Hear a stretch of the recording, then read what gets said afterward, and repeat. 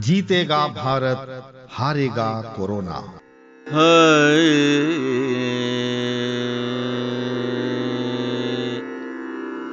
Corona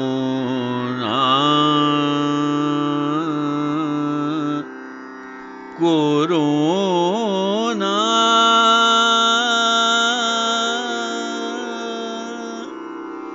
corona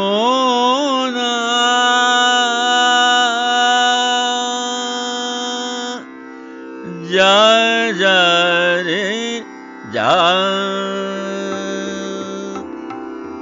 corona जा जा रे जा रे जा रे जा कोरोना जा जा रे जा रे जा रे जा कोरोना जा जा रे जा रे जा रे जा।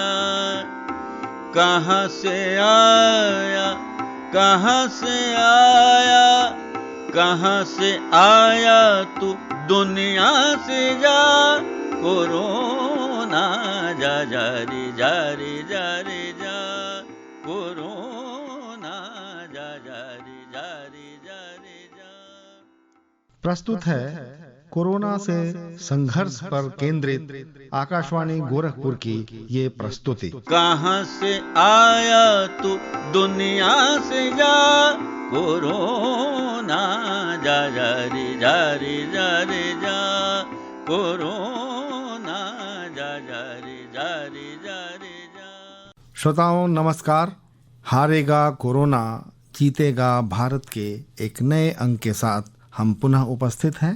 श्रोताओं, लॉकडाउन की समाप्ति के पश्चात हमारे सामने ये प्रश्न अवश्य आएगा कि हमने इन 2-2.5 महीनों की अवधि में क्या ऐसा किया जो हमारे लिए सहायक साबित हुआ। हमारे लिए आने वाले समय में हम कितना सक्षम हुए या कमजोर हुए, इसका मूल्यांकन करना हम सभी के लिए आवश्यक होगा। यदि हमने इस समय का सदुपयोग कुछ रचनात्मक कार्यों में किया होगा तो निश्चित रूप से हमें एक संतोष प्राप्त होगा। परंतु अगर यूं ही ये समय गुजर गया होगा तो आवश्यकता इस बात की है कि हम ऐसा चिंतन करें, हम ऐसा विचार करें कि अब जो शेष समय हमें मिल रहा है इसका हम कुछ रचनात्मक कार्यों में प्रयोग कर ले। श्रोताओं, अनलॉकडाउन की प्रक्रिया आरंभ हो चुकी है। धीरे धीरे बाजार खुलने लगे हैं, कारोबार भी होने लगे हैं, लेकिन हमें अभी भी सावधान रहने की आवश्यकता है। सोशल डिस्टेंसिंग या फिजिकल डिस्टेंसिंग की जो अवधारणा है उसे हमें पूर्ण रूप से पालन करना चाहिए। चेहरे पर मास्क लगाकर ही बाहर निकलना चाहिए और हर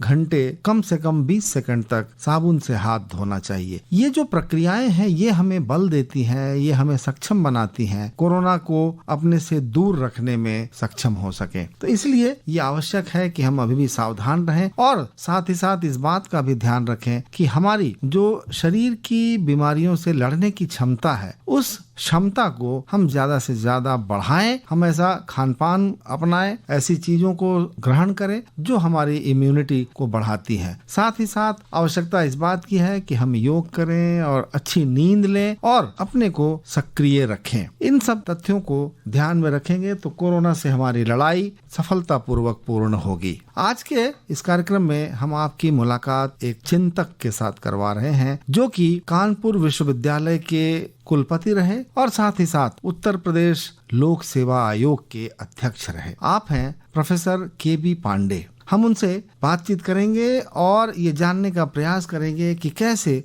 भारतीय परंपराएं, भारतीय औषधि विज्ञान कोरोना जैसी महामारी से लड़ने में हमें सक्षम बनाता है। इसके अलावा इस कार्यक्रम में हम आपको अंजू मिश्रा और सखियों की आवाज में लोकगीत भी सुनाएंगे। तो आइए कार्यक्रम का आरंभ करते हैं प्रोफेसर के.बी. पांडे के साथ टेलीफोन पर की गई इस बातचीत के साथ। श्रोताओं नमस्कार। आज हम कोरोना के कारण जिस लॉकडाउन की स्थिति से उबरने का प्रयास कर रहे हैं, लगभग 2 महीने की अवधि तक हम अपने घरों में रहे, अपने घरों में रहकर ही अपने सारे दैनिक कार्य संपादित किए। ये ऐसा अवसर था जिसमें सभी लोगों ने अपने अपने स्तर से अपने रचनात्मकता को एक दिशा दी, एक नया मुकाम दिया। अब धीरे धीरे इस लॉकडाउन को खोलने की प्रक्रिया शुरू हो गई है और धीरे धीरे शहर की चहल पहल भी अब देखने को मिल रही है। आज हम कोरोना के कारण जो तकलीफें हुई हैं उनके विश्लेषण करने के लिए और कैसे इस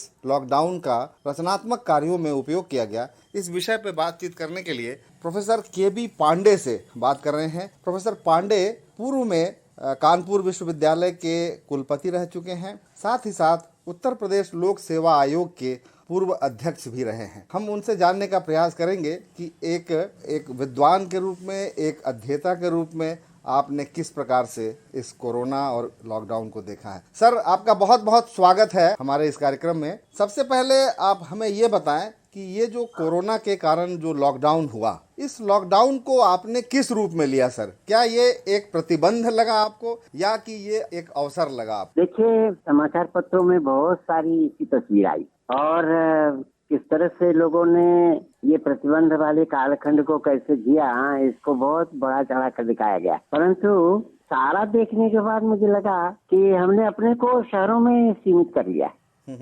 हम जानते हैं, मानते भी हैं, भारत गांव का देश है और कभी भी ये कोरोना का जो चित्र हमारे सामने रखा गया उसमें गांव का चित्र नहीं आया। जिस प्रकार से आना चाहिए था, जो प्रश्न आप रख रहे हैं वो प्रश्न भी गांव की ओर नहीं जा रहे हैं। ये हम शहर के लोगों का, शहर के स्कूल के बच्चों की कुछ तस्वीरें वो चित्र बना रहे हैं, वो दिखा दिया, किसी कलाकार को दिखा दिया कि शहर में है, वो अपना अभ्यास कर रहा है, ऐसा करके दिखाया, किसी चिंतक को दिखाया, किसी लेखक को दिखाया। परंतु हमारा इतना बड़ा देश जो गांव में रहता है, गांव वाले ने क्या किया? गांव वालों ने कोरोना के समय में अपने को कैसा महसूस किया, ये बहुत बड़ा प्रश्न है। और उसी को ध्यान में रख करके मैंने थोड़ा चिंतन किया कि वास्तव में गांव का आदमी तो निरपराध मारा गया, वो कोरोना के संक्रमण के फैलने में भी उसकी कोई भूमिका, कोई हाथ नहीं था। ये तो सारा कुछ शहरों से चल रहा था और हो रहा था, तो वो तो अपना उसका सब काम बंद कर दिया गया, सब हुआ। और बहुत सारा काम गांव का, किसान का, लॉकडाउन की बहुत सारी जो पाबंदियां लगाई गई, उस पाबंदियों के बगैर भी चल सकता था। तो वो उधर मैंने थोड़ा चिंतन किया कि भाई गांव का आदमी है, उसके गाय है, बैल भैंस है, खेती बाड़ी का काम है, वो जब अपने खेत में जाके काम करता है, अपने गाय बैल को पानी खिलाता है और दूध दूहता है, तो वहाँ तो कुछ संक्रमण की कोई बात नहीं आती है गांव में। शहर में जरूर ये बातें, शहर में तो कोई हमारे घर में भी आता है तो हम चिंता करते हैं कि ये संक्रमण लेकर के तो नहीं आया है, और मुंह में मास्क लगा के करते हैं। तो वो हमारी एक बहुत बड़ी आबादी तो बिना कसूर के उसने सजा पाई।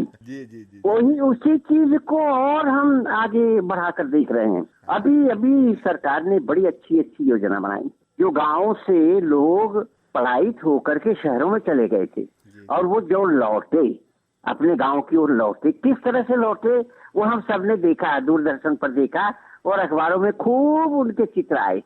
और अब उनके लौटने के बाद जो विपत्ति आई गांव में, वो एक नई बात हो गई। अब एक प्रकार से वो शुरू हो रही है कि गांव में आ गया, संक्रमित व्यक्ति आ गया, गांव का ही व्यक्ति है, शहर गया था रोटी कमाने, अब वो संक्रमण लेके आया है। अब आप देखिए, इस प्रक्रिया में उसका भी कोई दोष नहीं है, गांव का भी कोई दोष नहीं है, दोनों ये निर्दोष पक्ष एक सजा भुगत रहे हैं। तो अब उसके बाद देखिए क्या हो रहा है, सरकार कहती है कि नहीं कोई बात नहीं, हम आपको पुनर्वास करेंगे। अब आपको बंबई नहीं जाना पड़ेगा, आपको हैदराबाद नहीं जाना पड़ेगा, आपको चेन्नई नहीं जाना पड़ेगा, ठीक है। परंतु वो किस तरह से वो काम हो रहा है वो भी बड़ा अद्भुत है। कैसे कितने बड़े बड़े दिमाग लगे हैं, वो एक रजिस्टर बना रहे हैं। रजिस्टर में सरकारी कर्मचारियों को जिम्मेदारी दी गई है कि वो जितना एरिया दिया है या कुछ नाम दे दिया उन्होंने, 300 नाम दे दिए कि इनका पता करो कि गांव में इनका पता ठिकाना कहाँ है, इनके अंदर कौन सा हुनर है।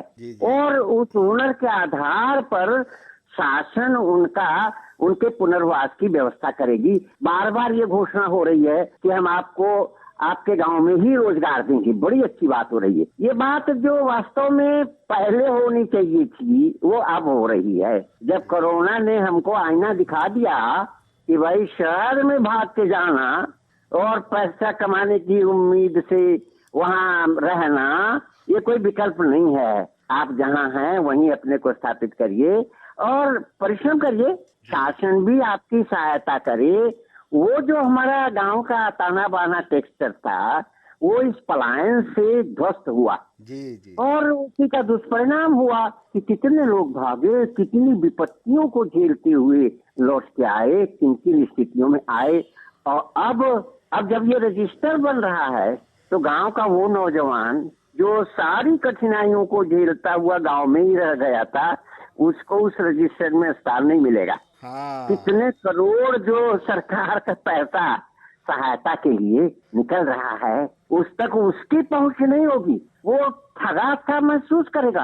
हाँ। अरे ये अर्हता, ये पात्रता पाने के लिए हमको एक बार शहर जाना चाहिए था, मुंबई जाना चाहिए था, लौट के आना चाहिए था। ये बड़ा ये एक बहुत ही हमारी तरफ से एक गलत संदेश जा रहा है। तो गांव ने तो इस सारी समस्या को कई प्रकार से झेला। देखिए गांव का आदमी गया शहर में, गया तो इसलिए कि पैसा कमाएगा, सम्मान पाएगा, परंतु शहर में उसके साथ क्या व्यवहार हुआ वो बताने की जरूरत नहीं है, वो तो चित्र सबके सामने है। फिर वो भाग के आया और गांव में भी उसको अपमान झेलना पड़ा। घर वालों ने दरवाजे बंद कर लिए, गांव वालों ने सीमा पर चौकीदारी कर दी कि गांव में इनको घुसने नहीं देंगे। और अब जब उनके पुनर्वास की बात आ रही है तो इस प्रकार की एक चूक हो रही है। तो गांव के यहाँ व्यक्ति को हमने जो कसा उस समय कि भाई अब कोई खेत में काम करने नहीं जाएगा, कोई कटाई नहीं करेगा, कोई अपनी फसल की मड़ाई नहीं करेगा, ये तो अनायास के वो बंधन लगे थे। शादियों पे बंधन लग गया, बारात पे बंधन लग गया, कथा कीर्तन पे बंधन, ये अच्छी बात है। परंतु देखिए जो ग्रामीण भारत का मुख्य आधार था किसानी, खेती जिसे वो पैदा करता है अन्य और पूरे देश को खिलाता है, उस पर इस प्रकार का जो नियंत्रण लगाया गया उससे तो कठिनाइयां आई। और अब उसका परिणाम क्या होगा, हमने कितनी फसल अपनी खो दी और अब वो कितना हम हासिल कर पाएंगे, एक भविष्य का ये विषय है, उसको देखना पड़ेगा। तो मैंने इस बात पर चिंतन किया। इस कोरोना तो देखिए कहाँ से आया, इस पर तो बहस ही जारी है और होता रहेगा, क्योंकि धीरे धीरे ये राजनीतिक मुद्दा हो गया, देशों के बीच का मुद्दा हो गया, सरकारों के बीच का मुद्दा हो गया। लेकिन उसने किस प्रकार से हमको तबाह किया। हम यहाँ ये भी कहना चाहेंगे कि हमारे नेतृत्व ने जिस तरह से स्थिति को संभाला, 1 अरब 35 करोड़ आबादी वाला देश इतनी बड़ी विभीषिका में अभी खड़ा है, ये बहुत बड़ी बात है। और अब जो उपाय हो रहे हैं उसमें जरूर थोड़ा सोच समझ के करना चाहिए, सियासत को बाहर रखना चाहिए। मैं अखबार का पन्ना जब पलटता हूँ तो देखता हूँ कि जो दिक्कत में है, जो कठिनाई में है, जो परेशानी में है, उनकी सहायता की बात कम हो रही है, परंतु सियासत पहले ही कूद पड़ती है। वो ठीक नहीं हो रहा है, वो देश के लिए नहीं ठीक हो रहा है, देश के भविष्य के लिए नहीं ठीक हो रहा है। हम कई मोर्चों पर लड़ रहे हैं, ये भी एक मोर्चा है। मैंने अभी एक विश्वविद्यालय के व्याख्यान में मेरे मुंह से ये निकल गया कि देखिए ये जो लड़ाई हम लड़ रहे हैं ये हमारे लिए महाभारत की जैसी लड़ाई है और उसमें हमको भगवान कृष्ण को याद रखना पड़ेगा। कोरोना अगर आ ही गया, हमारे ऊपर आक्रमण कर ही दिया, आ ही गया, उससे हम लड़ रहे हैं, तो हमको उस लड़ाई को ये ध्यान में रख लड़ना होगा कि नैनम छिदंत शस्त्राणि, भाई तुम क्या करोगे, हमारे प्राण ले लोगे ना, मगर हमारी आत्मा को तो कहाँ ले जाओगे, हमारी आत्मा को तो नहीं मारोगे। तो भारत का आदमी जो भगवान कृष्ण को इतना जरा सा भी जानता है, वो तो इसके लिए तैयार है कि भाई ऐसी कोई विपत्ति। और ये भी हमारे ऋषियों ने बताया है हमको कि कभी विपत्ति आए तो विपत्ति तो सुख सपना दुख बुलबुला हाँ हाँ दोनों हैं मेहमान, ऐसा कहा है। सुख सपना दुख बुलबुला दोनों हैं मेहमान, सबका आदर कीजिए जो भेजे भगवान। बस ये है कि ये मैन मेड विपत्ति है, मानव कृत्य यही कष्ट होता है। मनुष्य ने अपने को मारने के लिए एक अपने आप ही एक अस्त्र बना लिया। आज हम उसको जूझ रहे हैं और इस लड़ाई में हमारा 1 अरब 33 करोड़ जो भारतीय है वो हर व्यक्ति सिपाही की तरह लड़ रहा है और इस लड़ाई को जीतेगा। जी जी किसी को ज्यादा कष्ट हुआ है, किसी को कम कष्ट हुआ है। कोई भाग्यशाली था, लॉकडाउन होने के पहले अपने घर पहुंच गया था, कोई जाके फंस गया था। हाँ। बस इतनी सी बात है। परंतु फंस जाने का मतलब है कि भाई परिवार से दूर है, अकेले में है, उसका अभ्यास होना भी अपने आप में एक बहुत बहुत बड़ी बात है। हम परिवार में तो रहते ही हैं हमेशा, पर कभी ऐसी परिस्थिति आ जाए कि परिवार से बाहर हम पहुंच गए और वहां फंस गए तो हमको कैसे अपने जीवन को बिताना है, इसका भी एक अभ्यास, इसका हमारे यहाँ कहना है। ये तो खैर माना गया है कि यक्ष ने जब प्रश्न किया युधिष्ठिर से तो 4 जो अहम प्रश्न किए उससे ये प्रश्न था। हाँ हाँ कश्च मोदते का च वार्ता किमाश्चर्यम का पंथा कश्च मोदते, माने प्रसन्न कौन है, सुखी कौन है, ये चौथा प्रश्न है। जी जी जी उसके उत्तर में उन्होंने जो बात कही थी, युधिष्ठिर ने बहुत बड़ी बात कही थी हाँ हाँ कि जो अपने परिजनों के बीच में रह रहा है हाँ हाँ और उसके घर से कम एक बार धुआं उठता है, हाँ हाँ हाँ एक बार, जी जी 2 बार नहीं उठता है, एक बार उठता है, वो भी सुखी है, वो भी प्रसन्न है। हमारा तो ये हमारी ये मंत्र रहा, हमारी ये जीवन शैली रहा। काशी को लेकर के ऐसे ये कहा गया है कि चना चबैना गंगा जल जो देवे करतार, हाँ काशी कबहू न छोड़िए बाबा को दरबार। हाँ यानी अगर इतना मिलता जाए तो और पाने के लिए भागिए नहीं। हम तो इस सिद्धांत पर चले और हमारे गांव विशेष रूप से इसी सिद्धांत पर, इसी मंत्र पर चले।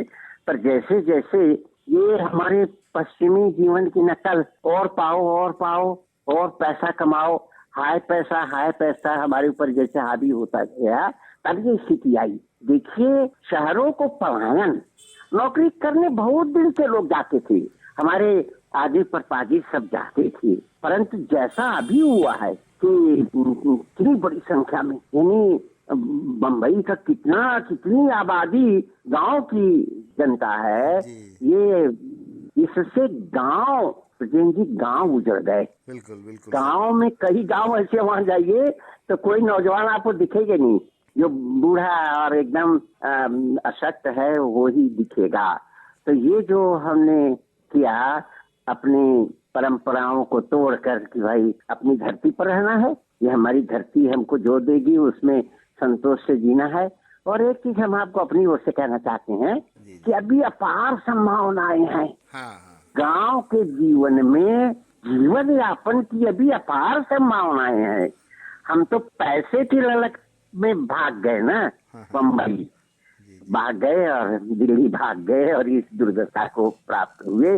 तो गांव ने जो एक जीवन शैली हमको जीवन पद्धति दी, उसकी डोर पकड़े हुए हमको गांव के जीवन को और सशक्त और सुदृढ़ बनाना चाहिए था। और कोरोना ने हमारा बहुत बड़ा उपकार किया है। जी जी हमको आईना दिखा दिया है। हाँ हाँ ये हर जगह हम महसूस कर रहे हैं। जी जी जी जो भाग कर आया है वो भी कह रहा है कि भैया बहुत हो गया, अब नहीं जाएंगे। हाँ हाँ और सरकारें भी चेत गई हैं कि भाई हमारा इतना आदमी इतना वहाँ चला गया और इस दुर्गति को प्राप्त हुआ, तो ये आईना दिखा दिया, ये बहुत बड़ी बात हो गई है। हम तो यही सोचेंगे कि गांव को केंद्र में रखकर सरकारों को चिंतन करना चाहिए। या बहुत उन्होंने है सहायता देने की, कर्ज देने की जो ये चल रही है, परंतु मन से गांव वाले को मजबूत करना कि नहीं भाई ये गांव तुम्हारे जीवन यापन के लिए पर्याप्त है, ये तुम्हें कभी ठगेगा नहीं, उस प्रकार का एक माहौल पैदा करना इसकी जरूरत है। मैं तो ये निवेदन कर रहा हूँ सभी से। जी जी जी जी, बहुत बड़ी बात है सर। ये अगर गांव का किसान अगर ये मान ले, या गांव के जो युवा हैं वो मान ले कि हमको इसी गांव की मिट्टी को खोद कर यहाँ खेती करके या पशुपालन करके या ग्रामीण दस्तकारी जो है उसको जीवित करके अगर हम ग्रामीण अर्थव्यवस्था को मजबूत करें तो न केवल उनका स्वयं का हित होगा बल्कि ग्रामों का भी भला होगा और इससे पूरा हमारा देश मजबूत होगा। ये आपने बड़ी अच्छी बात बताई सर। Professor KB. पांडे के साथ हमारी बातचीत जारी रहेगी, लेकिन आइए उससे पहले सुनते हैं एक लोकगीत। कलाकार हैं अंजू मिश्रा और उनकी सखियां। कैसे तूरे जाब कैसे तूरे जा माता लगे भटेवरियाना कैसे तूरे जाब कैसे तूरे जा माता लगे भटेवरियाना।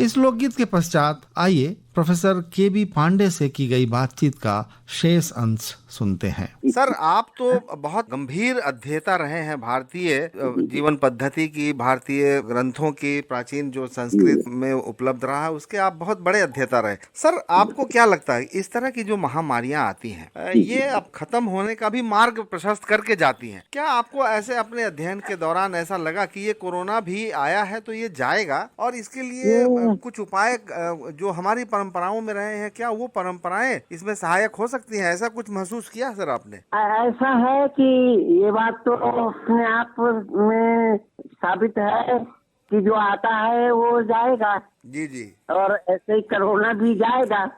लेकिन जिस तरह से आया अचानक और एक ऐसे शत्रु के रूप में हमसे लड़ रहा है जिसको हम देख भी नहीं पा रहे हैं, वो एक बड़ी बात है, एक नई बात है।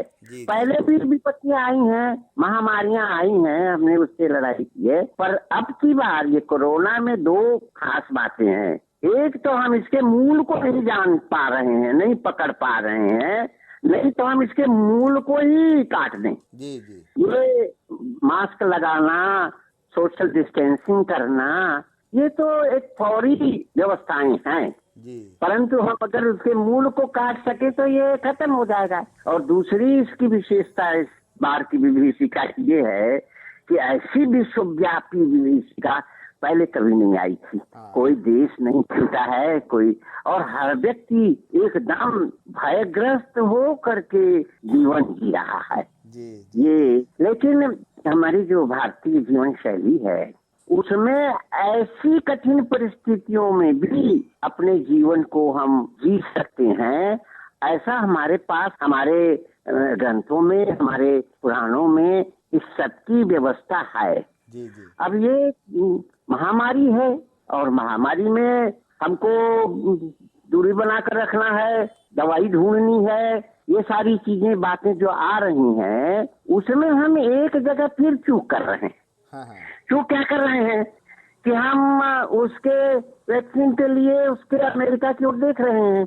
हम चीन जिसने महामारी फैलाई उसकी ओर नजर लगाए हुए हैं, और हमारी जो पद्धति है ऐसी परिस्थितियों में ऐसी विडंबनाओं से लड़ने की, उसको हमने अभी एकदम हाशिए पर रख दिया। जी जी देखिए, हम तो हमारे यहाँ ये मान्यता है कि कोई भी बीमारी धरती पर आती है तो उस बीमारी को दूर करने का कि कोई न कोई वनस्पति भगवान पहले से दे देते। जी तो हमारी जो औषधीय पौधों की व्यवस्था रही है उस ओर हम ध्यान नहीं दे रहे हैं। हम रोज पढ़ते हैं कि कौन सी वैक्सीन आने वाली है। हम तो साइंस के आदमी हैं, हम थोड़ा बहुत ये भी कोशिश कर रहे हैं कि भाई हमारा जो आयुर्वेद है, हमारी जो ये वनस्पतियां हैं, हमारे औषधीय पौधे हैं, इसको हम क्यों नहीं छू रहे हैं, क्यों नहीं ला रहे हैं बीच में। हम तो अपने बगीचे में जब काम करते होते हैं तो कोई भी कटीला पौधा है उसमें अगर फूल लगा है तो उसको काटते समय हम एक बार ये ध्यान देते हैं कि भाई इसको हम काट रहे हैं तो ये प्रकृति ने इसको उपजाया ही क्यों था। तो देखिए, मेरे साथ एक ऐसी घटना घट गई। एक ऐसा पौधा था तो मैंने वो बॉटनिस्ट को कहा कि भाई ये कौन सा पौधा है, इसका जो जरा वो टैक्सोनॉमिस्ट को कहा कि इसका जरा नाम बताओ। और वो दिया पढ़ा तो पता चला कि अरे ये पौधा तो ऐसा थोड़ा जहरीला है मगर बड़ी भारी भारी दवाइयों का ये काम करता है। उस पौधे की मैंने जांच कराई, उसकी मॉलिक्यूल उसमें जो केमिकल कंपाउंड्स थे, फाइटोकेमिकल्स थे, वो हमको जानकारी में आए। उन फाइटोकेमिकल्स की मॉलिक्यूलर डॉकिंग करवाई जी जी और ये निकाला कि ये जो एक कटीला पौधा हमारे कई ऐसे नालों में, खेतों के मेड़ों पर पड़ा रहता है, वो HIV से लड़ता है, इसका पूरा प्रमाण है। और हम लोगों ने तभी मॉलिक्यूलर डॉकिंग करके ये निकाल लिया। वो हमारा पर्चा छपने वाला है जर्मनी में कि वो कटीला पौधा हमारा वो कोरोना से भी, कोविड-19 का जो वायरस है उससे भी लड़ने की क्षमता रखता है। जी जी जी जी ये हम सरकार को सूचना भी दे रहे हैं, वो पेपर छप के आएगा। तो हम अपने औषधीय पौधों की ओर नजर नहीं, जिस प्रकार से हमको चिंतन करना चाहिए तो वैसा नहीं कर रहे हैं। और हम तो हमेशा से कितनी बड़ी विपदा को अपने वनौषधियों से कितनी बड़ी विपदा को टाल चुके हैं। तो कोरोना के लिए भी हम तो यही सरकार से भी अपेक्षा कर रहे हैं कि फिर से एक बार वनौषधियों की ओर गंभीर हमारा चिंतन हो और उसमें से कुछ निकाल कर ले आए जो कोरोना से लड़ सके। जी जी जी बहुत बड़ी बात आपने कही। और भारतीय वनौषधियां जो परंपरागत जो दवाएं बनाई जाती थी वो उसकी ओर अगर देखा जाए तो शायद कहीं कुछ कोरोना के काट के मिल सके। आपने जो शोध पत्र भेजा है जल्दी ही वो प्रकाशित हो और उसके लाभ लोगों को मिल सके, उनके वो स्वीकार हो गया है छपने के लिए। उसका आ गया है, स्वीकृत हो गया है, उसका प्रूफ भी आ गया। वो जल्दी से 1-2 दिन में ही वो आ जाएगा, ऑनलाइन तो मिल ही जाएगा वो पेपर। बहुत बड़ी बात सर, बहुत बड़ी। आपको बहुत बहुत बधाई हो सर इस तरह के शोध कार्य के लिए। और अगर इसका लाभ मानवता को मिल सके, भारतीयों को मिल सके, इससे बेहतर कुछ भी नहीं हो सकता। सर चलते चलते हमारे श्रोताओं से आप क्या कहेंगे सर? देखिए, हम तो जैसे हम यहाँ बैठे हैं वैसे हर कोई अपने जगह पर जैसे काम में लगा हुआ है, ये मान करके कि कोरोना आया है तो जाएगा और इससे डरना नहीं है, अपना काम करते रहना है। और चूंकि ये विपत्ति का समय है इसलिए जितना हो सके अपने पड़ोसी की सहायता करनी है। ये हमारे ये समय आया है कि जब हमारी ये परीक्षा हो रही है कि हम अपने भारतीय परंपराओं का कितना निर्वहन करते हैं।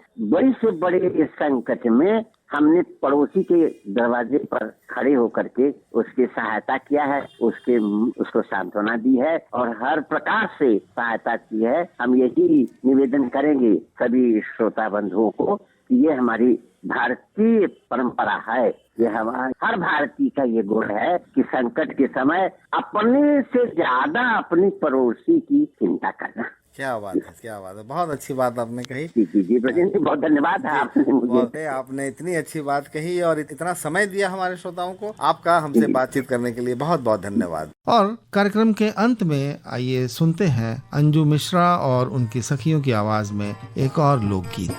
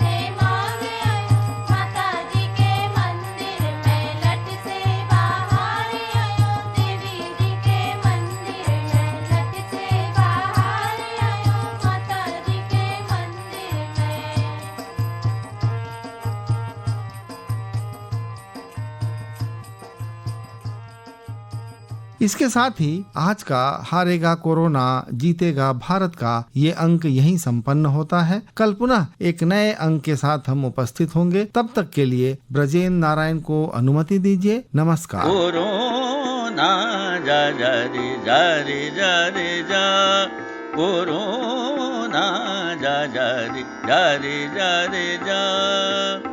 कहाँ से आया कहाँ से आया, कहाँ से आया तू दुनिया से जा। कोरोना जा जा रे जा रे जा रे जा, कोरोना जा जा रे जा रे जा रे जा।